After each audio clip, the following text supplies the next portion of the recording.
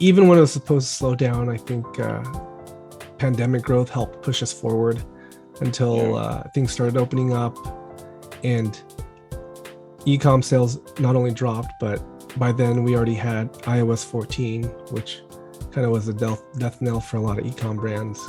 Being able to, on a daily basis, right, think and execute long term.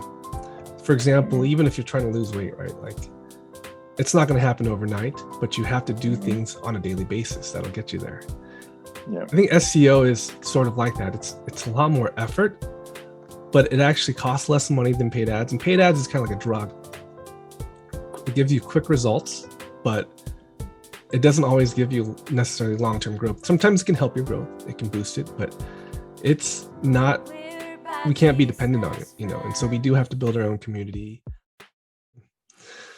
All right, welcome to Nice. Bad Business Friends channel. I'm Scott Shin, here with Jacob Pazos of Jacob Mark Jewelers.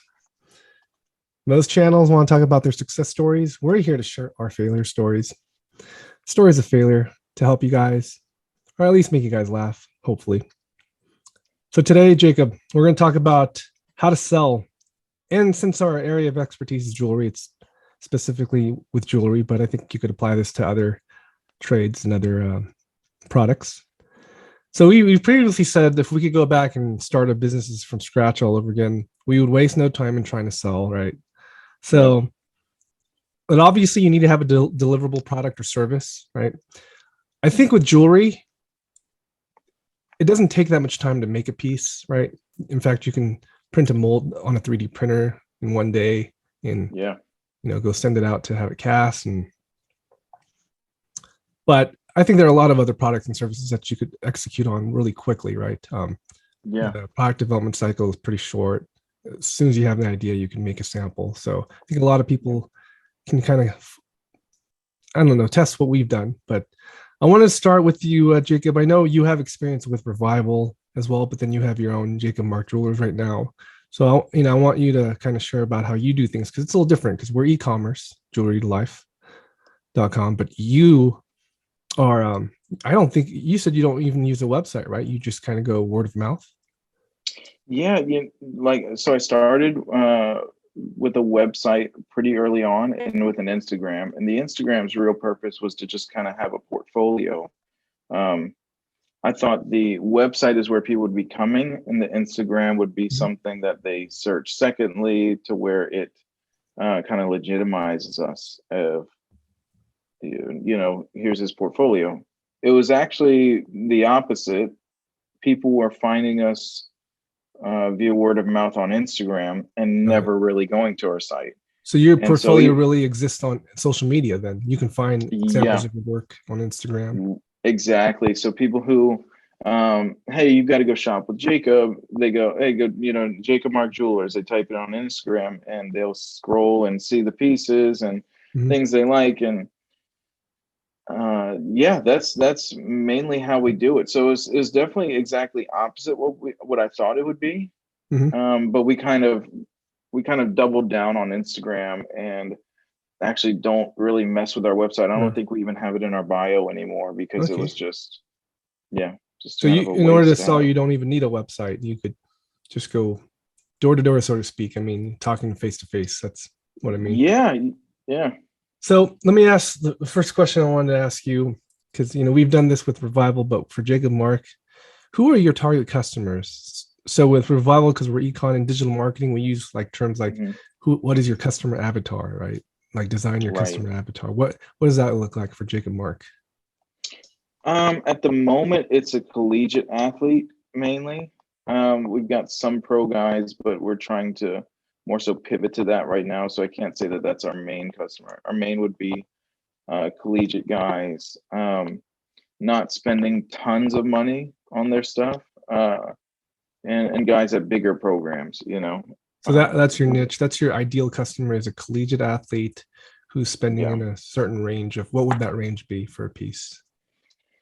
Uh, 5 to 10,000, somewhere in there. More so on that 5 to 8, if we really narrow it down. That's Somewhere in there. that's a lot more than the typical piece we sell. I mean, we have solid gold pieces, but I think the most expensive piece we've ever sold is around Well, on average, the ones we sell that are solid gold are 2,000 to 3,000. So we don't get touch No. anything close to what you guys are selling. I mean, Yeah, unless but someone asks for a custom piece, but we haven't had to really do much of that so far. So how do you personally reach those customers, your ideal customer? What does the sales process look like? really, really through word of mouth at the moment. I get DMs throughout the week on Instagram of, hey, I want a piece made, and um, you know, here's my idea. That can you tell me how much this would cost? And it's just random DMs at You just respond different to. stages in the pipeline. But that's it. Yeah, I just respond to them there. And Got it. So you don't Instagram do any ended like up live networking at different events or anything like that? not at the moment. No, I do want to get more into that. It is a little different because it's like with these college players, it's a lot of them like introducing me to each Got it. other, you know. But more than anything, they are their own brotherhood. Mhm. So Sure. they will listen to each other before they listen to somebody like me, Got it. you know. So can I Um, ask, mhm. based on what you're doing now, simply responding to DMs and talking to your existing customers, on average, how many leads can be generated by doing that on a monthly basis, would you say? On a monthly basis, let's give a high number and say 20, and I'll say a low number, maybe 5 to 7, somewhere there. So maybe So like you five to don't get any 20, less than somewhere there. 5 referrals a month, you're saying? Yeah, yeah, leads. That's Now, here's the that sounds thing. healthy, especially for the price point of your products. For sure. I guess the problem is the closing rate is very low because you've got guys who Mhm. they don't really talk pricing, right? So I've got guys who reach out all the time and they go, "Hey, I want this," Got it. very What would you say the confidently. conversion rate is? Like if you got Oh my gosh, it's 10, low. It's gotta be, it's gotta be. I mean, like if you had some month 100 it's leads. zero, right? Some month it's zero. Some months it's I've got three of them. I've got Sure. three guys converting. Two guys, five guys. Um, it's Have you ever very low. considered lead generation through paid marketing like Facebook or Google? Yeah, so I actually started that early on, and I noticed the people who were coming through and converting were guys who were buying $200 pieces. And the ad spend and everything and the headache, honestly, it was more so the headache involved with those customers was not worth it. Okay. um, because what happens is they're buying plated jewelry fades. They would complain even though that's what they bought. It would just be a lot of headache, and so I was like, I'm not doing, I wanted to do fine jewelry. I'm going to stick with fine jewelry. We're doing real gold diamonds, that's it, kind of Mhm. thing. And so I completely did away with that because players, they're not typically coming through an ad. It's, Yeah. once again, it's, for instance, I had a meeting yesterday, right? um when I meet with the guys, I usually educate them on what they're buying and those sorts of things. And one of the guy that I met with yesterday was like, um I pulled out my stuff and he said, yeah, blah blah blah, said you'd be educating me. He said you were the guy to go to, and I could trust you and all this stuff. And it's just a reminder of, like, what those guys say holds a lot of weight with each other. Yeah. So it's mainly trying to increase word of mouth through, Sure. I guess, good product and customer service. Yeah. So you already know this, but Revival, I mean, we do get some, actually we get a lot of referrals from existing customers. Once they receive a piece, they show it to them. But generally when Mm, we get new customers, it's because of paid advertising, right? We've done that traditionally. I mean, we're trying to shift to more organic reach and community approach to sales, but right. it's Google, Facebook, and email marketing. Those are our three main channels, right? With Revival. And so Mm, we're trying to shift away from spending too much on Facebook or even Google. Because as you know, Facebook results were not so great over the past few years. They were mm, awesome when we first started. I think, yeah.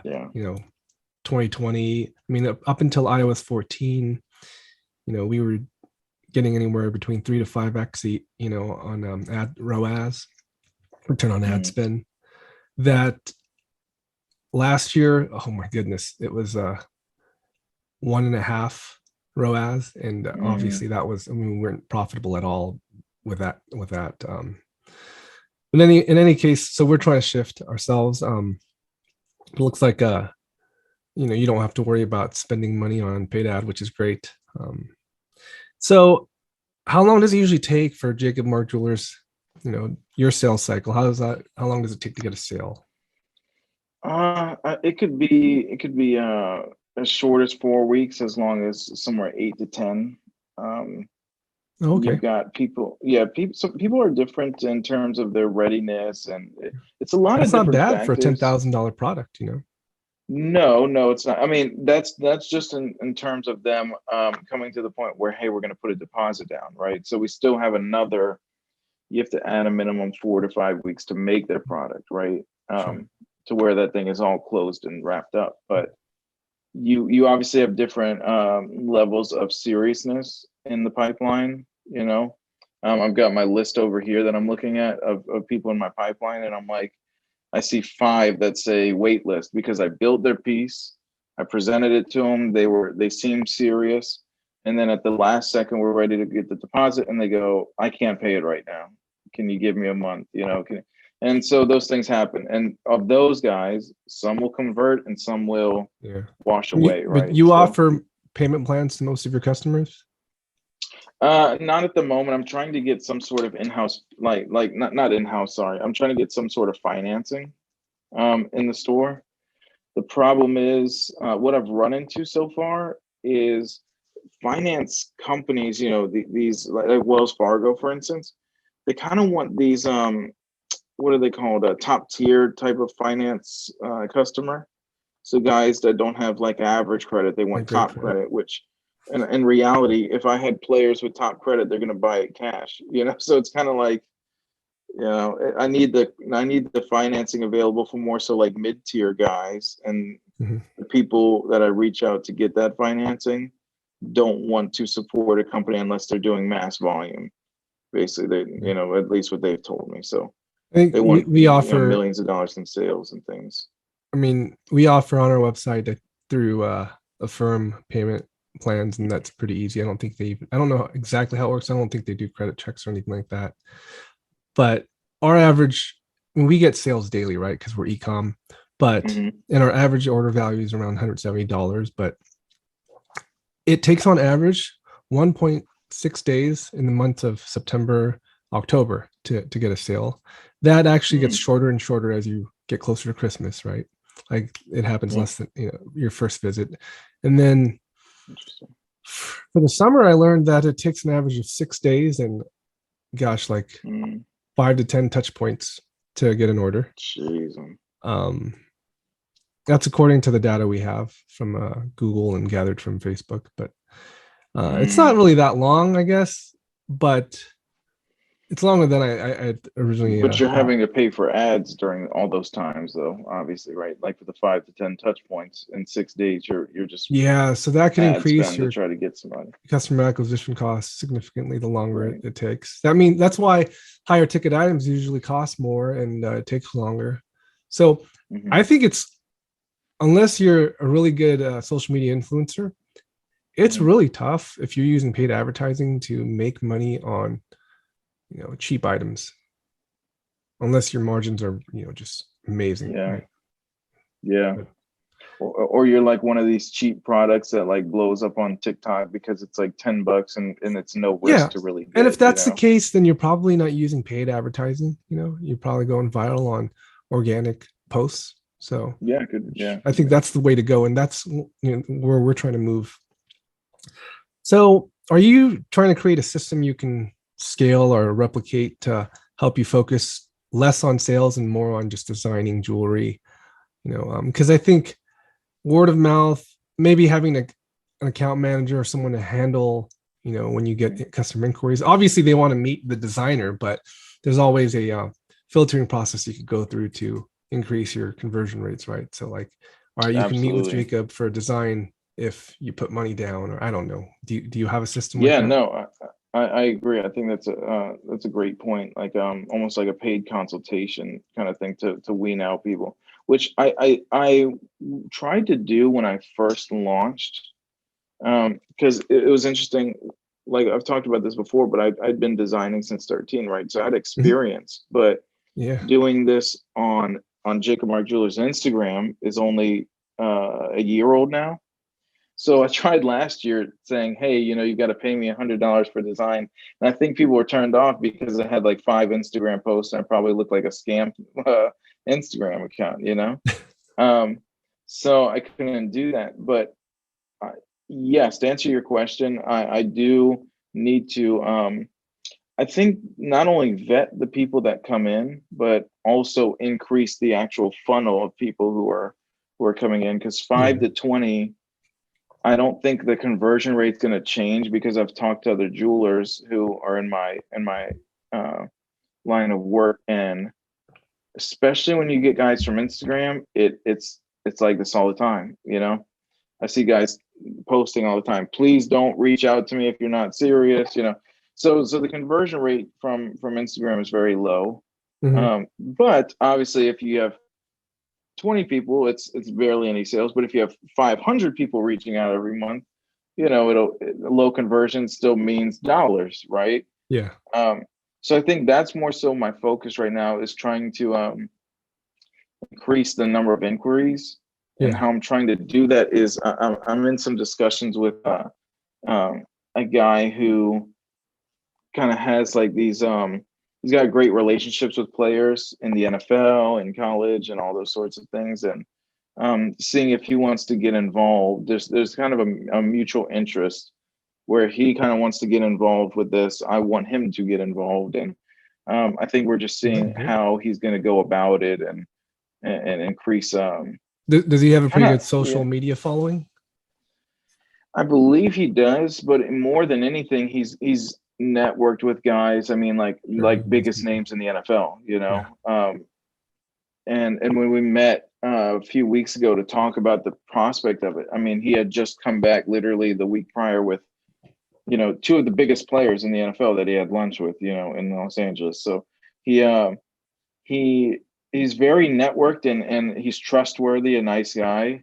And so I'm trying to see how we can use him as some sort of almost like maybe a liaison, maybe the word, or some sort of guy who can kind of be the buffer of, hey, let me go get you some guys. They'll trust me because they know me and they know I'm a good guy and I'm reputable. Um, and they'll trust you because they trust me. And so that's kind of what we're in discussions of, Sort of a seeing how brand he can do that. ambassador, so to speak. Yeah, Well, yeah, I think that's a better way to put it. so you know, uh, with Revival, as part of our process, we had steady growth on Facebook for 2 years. It was pretty darn good for 2 years until it wasn't. Even when it was supposed to slow down, I think pandemic growth helped push us forward until Yeah. things started opening up, and e-com sales not only dropped, but by then we already had iOS 14, which kind of was a death knell for a lot of e-com brands because we weren't able to use the same kind of data for conversions that Facebook used to afford us. So a lot of people actually Mm. try to make the shift to Google, but from what I understand these days, actually even that is pretty tough. It's not, the customer acquisition cost is pretty high. So we're trying to switch to a more, as I mentioned before, organic approach and focusing on things like improving our SEO and our Mhm. presence online. But I realized we had talked about that even in the early days when we knew iOS 14 was coming. We're like, all right, we need to switch, but we never did. And Yeah. I think I realized that one of the biggest keys to success, and this doesn't just apply to sales, it applies to our business in general and in life in general, right? Like, is being able to on a daily basis, right, think and execute long term. For example, Hmm. even if you're trying to lose weight, right, like it's not going to happen overnight, but you have to do Hmm. things on a daily basis that'll get you there. Yeah. I think SEO is sort of like that. It's a lot more effort, but it actually costs less money than paid ads. And paid ads is kind of like a drug. It's like it gives you it gives you quick results, but it doesn't always give you necessarily long-term growth. Sometimes it can help your growth, it can boost it, but it's not, we can't be dependent on it, and so we do have to build our own community. I want it, email marketing is great because it doesn't cost money to email your existing customers, but we also want to build more community through organic reach on social media platforms. But those things. Mhm. Sorry, I was going to ask you a question. So when you're saying organic community, are you saying just your followers across different social media platforms, or Yeah. are you saying like okay? Yeah, building So followers, having building custom, Mhm. acquiring customers without spending money on ads, right? Right. So almost like having your following on social media, being able to market it just to them, to your community Yeah, that you guys. but also Okay. acquiring new customers through referrals, word of mouth, and then Right. we can also get search referrals on Google, right, without paid Mhm. referrals. So, Right. for instance, let's just say you have a lot of backlinks on other relevant jewelry sites, and Hmm. it's linked to your site, and it sends them referrals. Or you have blog. That's one of the things we've been doing is blogging more, and we've been getting some referrals through that.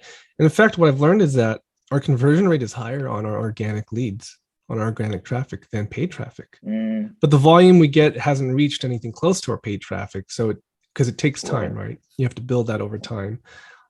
But I've seen some of the results. I think it's taken a few months, but we're starting to gain traction on some of the keywords that we wanted to, rank on. But it Mm, doesn't happen overnight. There are some, you know, low-hanging fruit. For instance, there are long tail words that aren't as competitive. And when I say long tail words, those are the words that don't get a huge amount of traffic, but right. because on a distribution curve, you have your majority in the middle, right? But long Hmm. tail words would be, for instance, if we're talking about jewelry, the word jewelry, that's oversaturated. Like too many people are competing for that word, Hmm. right? But if you're Right. very specific, like you know, um, jewelry for what is it? What's that local school? LSU players who graduated last year, or Right. or or are actually entering the NFL draft. That's a little more specific. Yeah. And Google Search Console shows you what kind of competition, how many impressions each keyword gets, and based on that, you can Hmm. create a strategy for that. And that's what we're trying to focus on. And that's more long term, takes more day to day effort. And so, your ability to execute over the long haul on these, tedious tasks on a daily basis, instead of just like pushing a button to spend money on ads, Hmm. that's really gonna help us. And I think that's true in all businesses in general. Like the more effort you put on those long-term goals you have Hmm. on a daily basis, the more successful you'll be. But it doesn't happen Yeah. overnight. I think a lot of startups, a lot of businesses, a lot of brands, especially I see a lot of influencers who are drop shippers. It's like they do focus on the social, their social media aspect of things, but they don't look at the long-term potential hazards or even opportunities. And you know, a lot of a lot of brands have collapsed, recently. And Hmm. I don't think we even really started to hit a true recession. I mean, I think we are in a recession, but I think there are a lot of people who are going to see tough times, pretty soon. To be Yeah. honest, especially Yeah. those who are selling online. I mean, we're beginning Yeah. to see that. That's why we're trying to make a switch so that we don't waste money like we used to. I think it was a lot easier in the past. We could, I mean, you were here, you saw the results we had. We would like throw in $1 and get $3 to $5 back, like that. Right. Right. Now Yeah. it's no longer like that. It's like, So, yeah, it was a cash cow at the time. That makes sense. so what steps are you taking then for just streamline, improve your long-term growth for Jacob Mark Jewelers? I think kind of related to what I was saying earlier. I'm going to continue this discussion with this guy and we're supposed to be having a follow-up this week to see how serious both parties are. I mean, we're pretty serious on our side because I'm like I said before, our long-term goal, I guess, is really to be one of the established brands in the NFL, Mhm. where we want to have name brand recognition in the league. And so in order to do that, we have to start getting clients in the NFL and slowly kind of trickle in and get a foot in the door. So he's the guy to do it, or who can do it, I should say. And he's a customer of mine. And like I said, he's a guy that I know on a personal level, and he's a great guy. He is like I said, he's someone who, as far as character goes, he fits the mold, and as far as ability goes, he fits the mold. So I feel like it could be something where he gets involved and starts helping us out with that. So if that's the case, he would ideally improve and streamline the process of getting in clients and kind of vetting them, because Sure. he would know them on a more personal level, So So yeah. representing NFL players and whatnot, I don't know. I know for entertainers like CAA is one of the bigger agencies. Are they one of the larger ones for NFL players and athletes? Yeah, 'Cause I you've got some huge agencies. I mean, there's like a few of them that for are like talent. pretty massive, but CAA is one of them. Yeah. I guess connecting with some of those talent agencies somehow, right? Could Yeah, get yeah, you. absolutely. You kind of, so in order to do that, you kind of have to have a few like honestly, it's pretty superficial, Mhm. but you have to have a large following. Half the time, I don't even think they vet if the following is real. Mhm. I know a jeweler who is one of CAA's um, jewelers, right? And he Yeah, does all of their big graphics, and his followers are mostly fake, but sure. it looks like he has a lot of them. And Yeah. from that, he kind of leveraged into doing, they want to see that you've done stuff for athletes before too. Yeah. So those are like the two superficial things they want to check out Yeah. and see before they have a discussion. I Us, guess we if they're don't have a buying a big, piece from you, it's not as big deal because if they're doing brand deals, you have to work through their agents. But if you're selling direct to the right. players, you don't have. Okay, so I guess it's maybe No, it's no, but the thing is, the nice thing is if you get in with the agency, they give you, you're their preferred jeweler basically, got right? it. That'd be amazing So if you. yeah, right. So that's the end goal. That's one of the end goals. But in order to do that, phase one would have to be getting into the NFL and getting clients, Mhm. showing that we make our clients happy. We're proving that we can do a wholesale model direct to consumer, and save their clients money. And then if we can do that and do it well, then we would basically pitch to an agency to see if we could become one of their preferred guys. Um, but yeah, long term, that would be the thing. But the steps to get there is we've got to get into the league, and we got to get in there consistently. Sure. So, where do you see your business in then over the next? I guess we have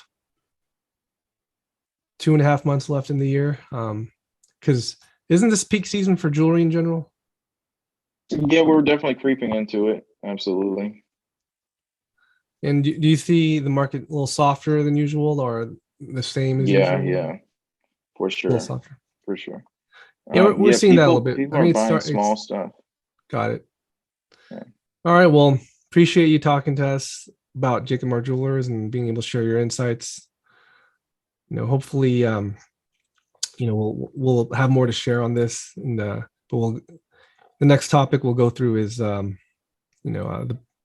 sort of the product cycle side of things, because I think a lot of people aren't even at the level stage of being able to sell, right, because they don't have a product. So maybe we should have done that first, but on our next chat we can talk about what our product cycle looks like and how we develop our jewelry. And so thanks for joining us. That'll be a fun time. If anyone's watching, please click and subscribe, and we'll talk to you next time. Peace.